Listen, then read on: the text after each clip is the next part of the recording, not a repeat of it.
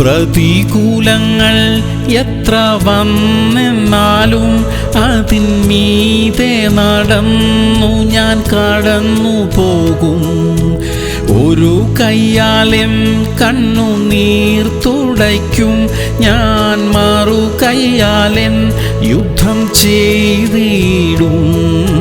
യേശുവിൻ സ്നേഹത്തിൽ നിന്നൊരു നാളും അകലുകയില്ല ഞാൻ.